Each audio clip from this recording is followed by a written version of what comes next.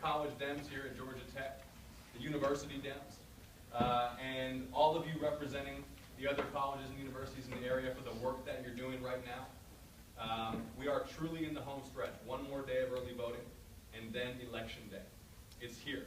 And the early voting numbers and our internal polling continue to demonstrate that this is winnable on Tuesday. But it's only winnable if we sprint through the finish line with everything that we've got, with more intensity and more precision and more passion and less sleep than any other campaign out there. I know so many of you, and I've seen you at the field offices coming out to knock on doors and make phone calls, and I'm grateful to you for it. And you have felt that electric atmosphere in the 6th District right now. There are thousands of people, many of whom have never been involved in politics before, who are stepping up and giving 5, 10, 40, 60 hours a week right now, on top of class, on top of work. And it's got nothing to do with me and everything to do with the times that we're living in and the kind of community that we are. But there is not enough super PAC money in Washington, not enough negative ads in the world to overcome real grassroots energy like this campaign has built here in Georgia. And it's because of y'all. And it's because of everyone who is getting involved in the community, knocking on doors, and making a difference. So I am feeling optimistic. I'm feeling determined. This is a rare moment for our state to make a statement that'll be heard here, that'll be heard across the country, that'll be heard in the White House, about what we stand for. That this community and this country are full of decent, kind, courageous, humble people. That we don't scapegoat our own brothers and sisters and neighbors. That we're not a fearful people. That we don't feel so afraid of the rest of the world that we close off to it and lose touch with who we are as Americans. I think that what has so many people so fired up is this unsettling sensation that we've all felt, that the story of our country that we were raised to believe in and the values that we were raised to share, no matter our background, are at risk right now. But we have the honor of being the first in the country with the opportunity to say something about it. And that's what keeps me going every day. And I know my team feels it. I know that the volunteers are feeling it. I think y'all are feeling it too. So thank you for all you've done. I need y'all to really get tough right now and grit it out with us in these last few days, because we can win on Tuesday. Now, should we not clear 50% on Tuesday, we will fight and win the best runoff campaign that the state has ever seen. And we'll have the resources and the strength and the team and the strategy and y'all to get it done. But we can win on Tuesday. We can shock the world. So let's do it. Now, I know that there are some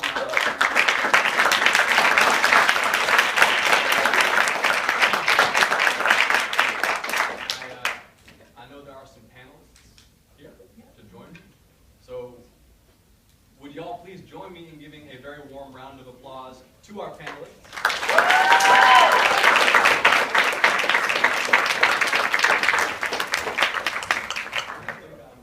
Joining you right here. We're excited to be here with John, asking a few questions. I'm Felix. I'm a sophomore studying political science at Emory University. Really glad to be here today. 6 months ago, I was working as a community organizer in Iowa for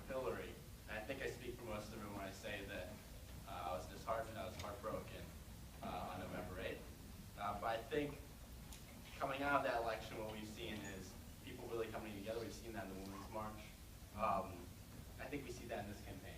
My friends back home in California making phone calls for John. I have friends over in Washington making phone calls, friends in New York driving down to knock on doors. So I think we really have a chance to sit together, to make our voices heard and take a stand. And we'll be sending this guy to Washington on Tuesday.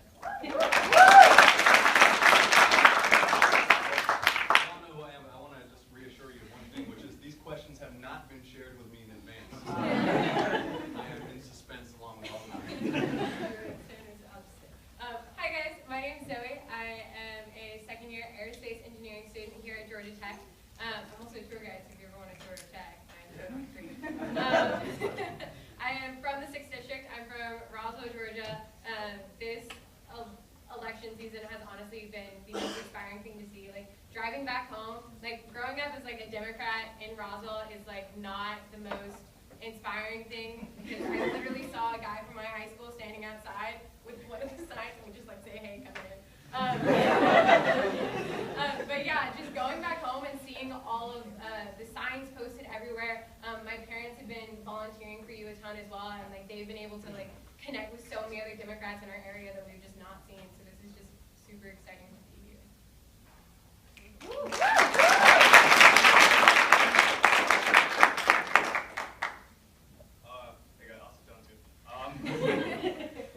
I'm Watson Ramprakash. I'm a second here at Georgia Tech. I'm majoring in electrical and nuclear engineering, and it's great to have John here.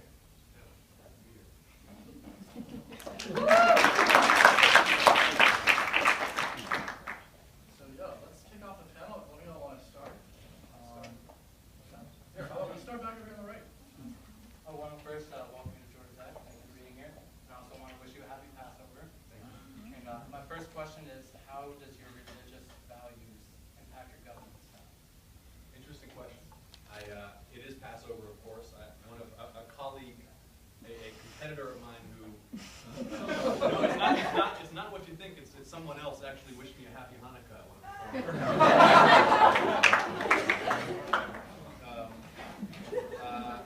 Well, my level of observance over my life has ebbed and flowed, depending upon where I am personally and spiritually. But what hasn't changed is the commitment to peace and justice that that comes in part from my Jewish faith and from religious education when I was young. Maybe some of the discipline from learning all of the Torah that I had to memorize for my bar mitzvah.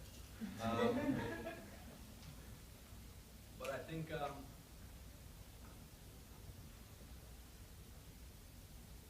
I still feel grounded in the principles that I was taught. And I was bar mitzvah at a Reform synagogue. So we talked a lot about tikkun olam and seeking to heal the world. And try to keep those values with me as I run. And if I'm elected, when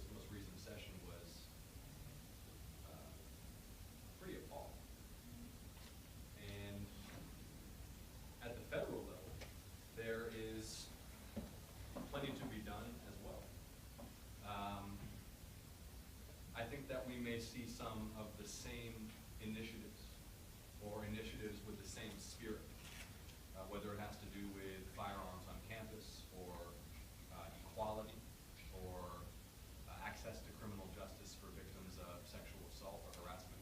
It would not surprise me to see this Congress considering legislation that is similarly wrong-headed. So it may require strong opposition at the federal level as well. The positive side of how I want to approach higher education in Georgia is, and you probably heard me talking about this on the campaign trail, or if you've seen some of the TV spots, is to continue to supercharge our local economy here, so that all of y'all ridiculously smart engineers and humanities majors can apply your talents here and help grow our local economy. I toured an aerospace company yesterday. The company is developing small rockets to launch off of aircraft, to take miniature satellites into low Earth orbit, and to test hypersonic aerodynamics. That's what they're doing. Does that sound plausible to you? Yeah, okay. And they're doing it in Tucker. Yeah, this isn't Palo Alto. This isn't Boston. And I would love in 20 years for Metro Atlanta to be the envy of the rest of the country or the world in terms of our high-tech economy. I just think we need some ambition. That commitment to the economic vision is not a substitute for, and is an addition to a commitment to standing up for key values of human rights on campus, which I'll do in an outspoken way, and you'll be able to count on me to do it.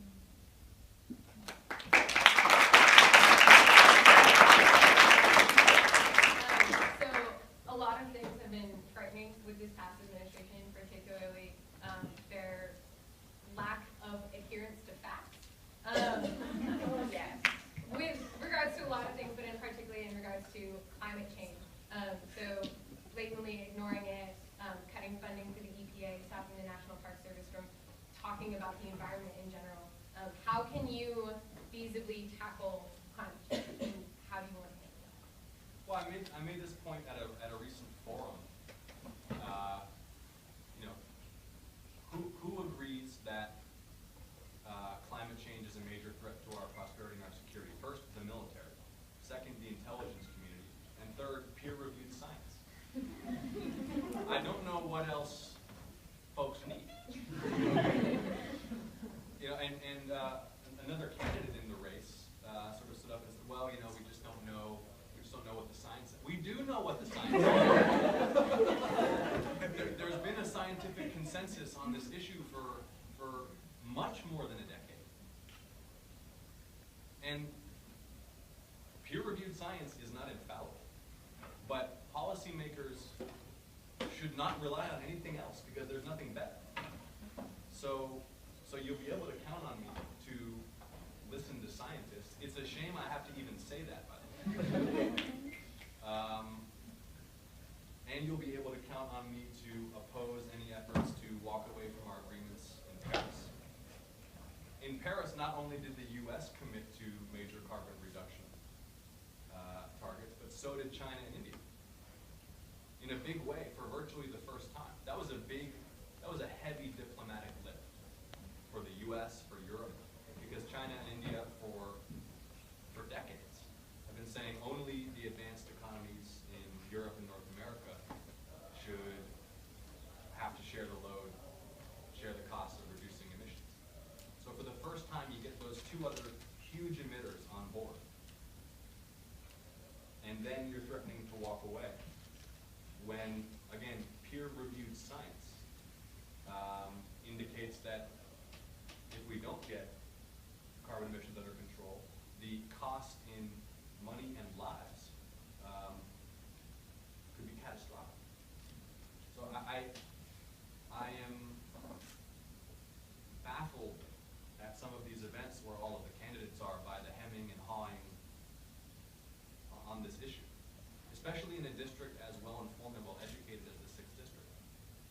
This is not a district with folks who are terribly skeptical of science, but there's this fear of taking a courageous stand, and it's disappointing. But I think that the people of the 6th district are with me in believing in science. And so I expect to have support from those who think that reason and empiricism and the scientific method are the best ways of figuring out what's happening in the world.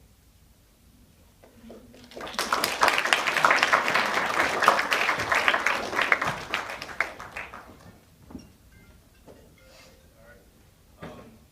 I know part of your platform is increasing the amount of high-tech jobs in your district and in the metro Atlanta area.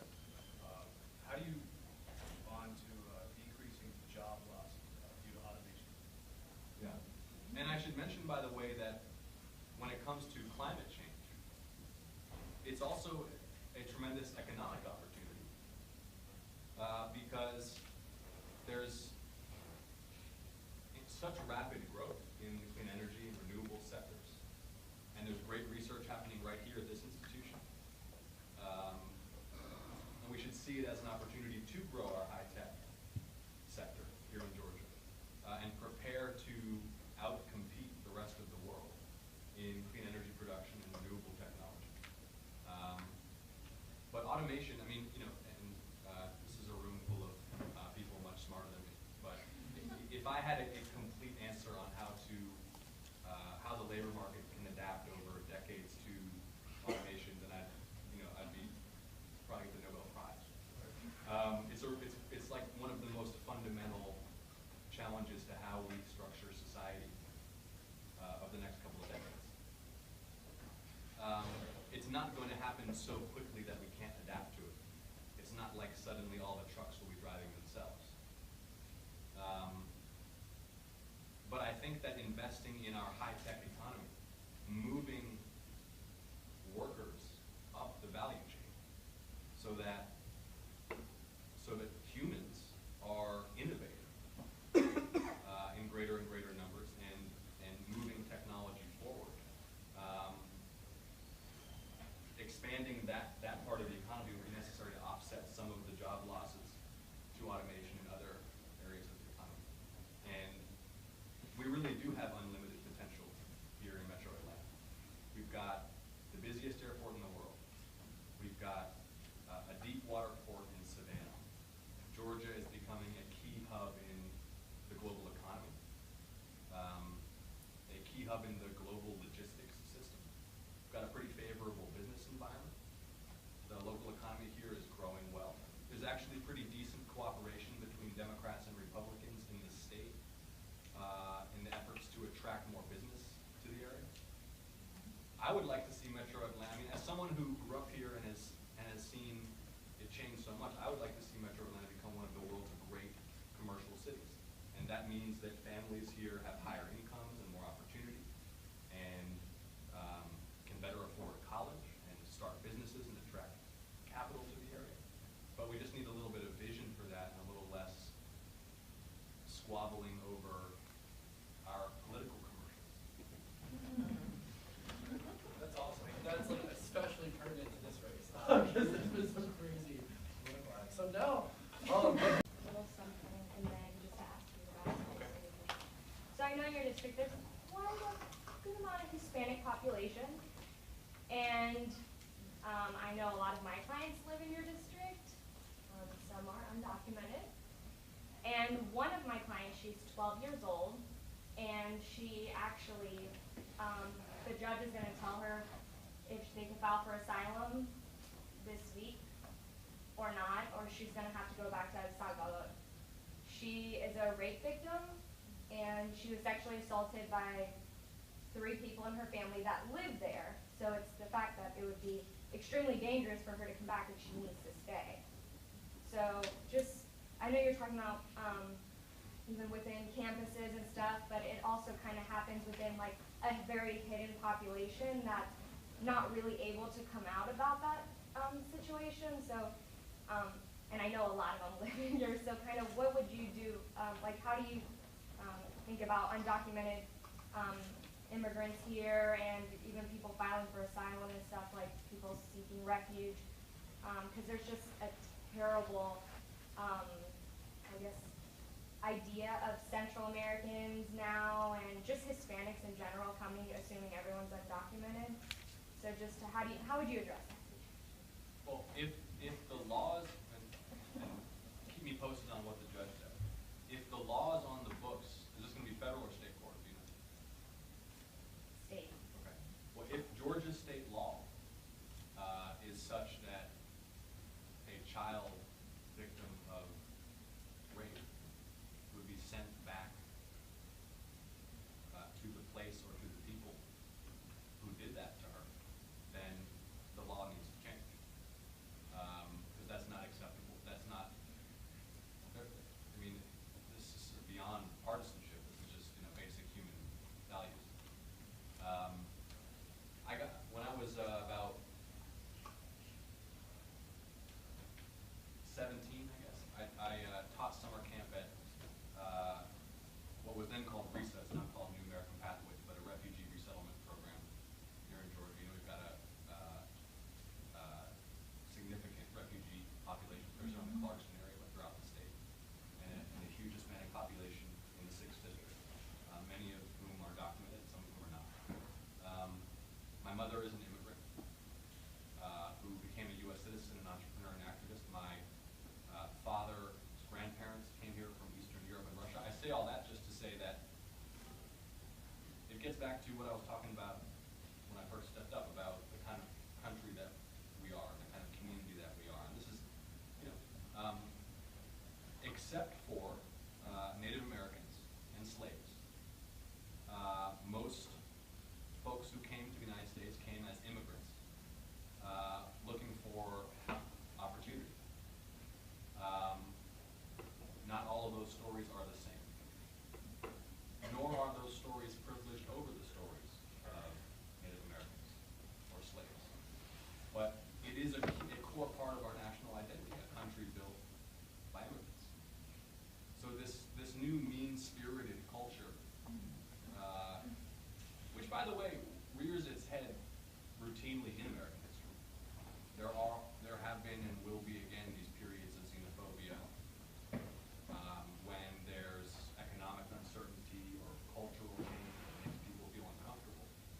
This impulse to close off to the rest of the world, to blame newcomers. It's not new. I think it's pretty fundamentally human. But you have to push back against it. That's why it doesn't last forever. That's why it's periodic in history, because people like you do something about it and say, wait a minute, this isn't who we are. I don't think it's who we are. I will push back against it with you. I will stand with dreamers. I will push for comprehensive immigration reform that does not just secure the border, but also provides a path to legal status for folks who are in the shadows. The campaign is reaching out to the Latino community in a way that, this is not me bragging, this is what I've been told by Latino leaders and faith leaders, that they never have before by a politician in Georgia. Now that's not a high bar, mind you. But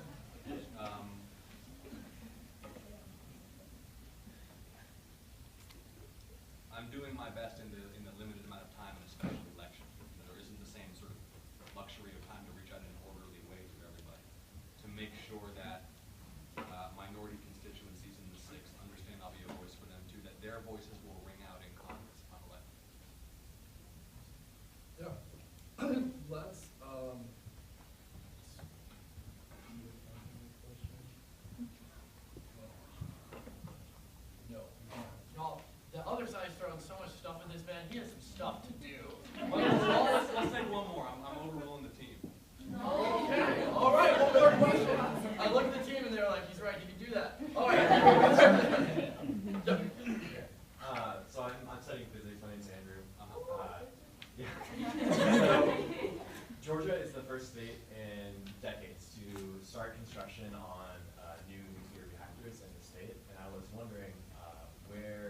stance is on nuclear power, and if that fits into your plan to combat climate change.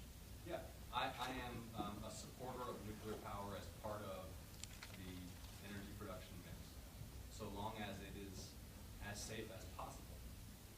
Okay, it's a myth that it can be absolutely safe, but as safe as possible using the latest technology available, as long as the waste is being handled responsibly, and as long as there is aggressive routine testing of the local environment around the sites of nuclear energy production to make sure that local populations aren't having their health impacted by it. So there are a lot of caveats and conditions of support for nuclear energy because it is a mighty thing, but also a very high stakes thing. And you know, the Japanese recently learned in Fukushima, and I was actually in Fukushima just a few months after the tsunami went through, that if it's not properly secured, the consequences can be pretty devastating. One more. All right, let's see. Alright,